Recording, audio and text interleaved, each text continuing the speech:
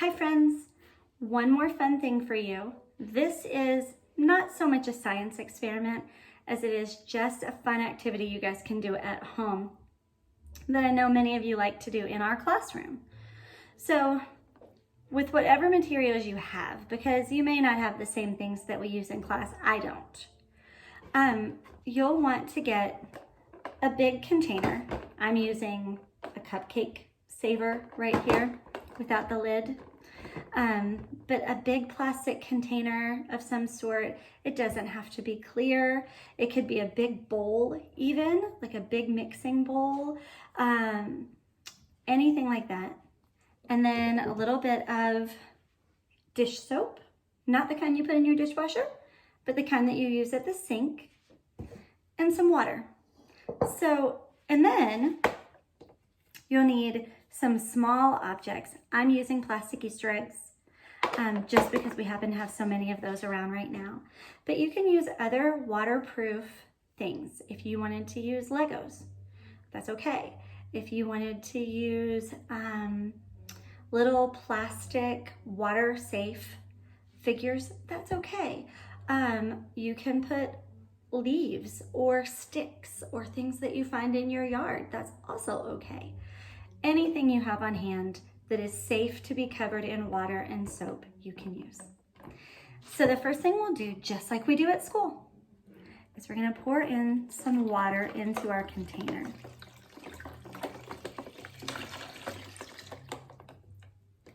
The next thing we'll do, now at school we have our little eyedropper containers. I don't have one of those at home, and that's okay. So I'm gonna take my soap, and you may want to have your grown-ups help you just with this part so that we don't pour too much soap in. Put a few drops of soap in our water. The next thing you'll need is something to stir it up with. You might have a twirly whisk like we have at school, or you might have a potato masher that's pretty cool to play with, or you might have a whisk like this. I'm just gonna use a whisk because I have it. And I'm gonna stir and stir and stir. This is a really good activity to do outside, even on a rainy day. If you have a front porch or a back patio or a deck, something that's covered so you don't get rained on. Or you know what? Just put on your rain boots and a raincoat and go out in the rain and see how many bubbles you can make.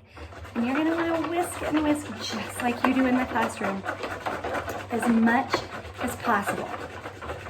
Over and over until you get all the bubbles that you want to make. Oh my goodness, do you guys see all the bubbles coming up there? I'm making a lot of bubbles. I maybe should have done this outside.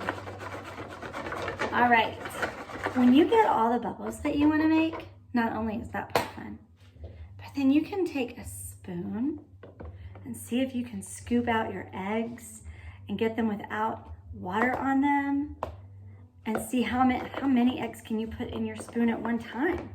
I can only fit 2. You can try different containers. You can try measuring cups. I wonder if you can get more eggs in a measuring cup than you can in your spoon. I got 3 in this one. I wonder if a bigger size measuring cup will let you get bigger eggs. I wonder if you used something that has holes in it, if you would get more eggs because you wouldn't have any water filling it up. This spoon has holes in it.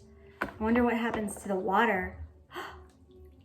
When I pick up the eggs, all the water comes out from underneath my spoon. And I wonder if this spoon makes better bubbles than my whisk. Those are all things to think about. I hope that you guys try this at home. I know it's a fan favorite in our classroom. You can change this to make it however you like. And you can try different kinds of soap. I wonder if you, instead of using dish soap, I wonder what would happen if you used hand soap, or if you used shampoo, or if you used Bubble bath? Or what if you put a bar of soap in your water and tried that?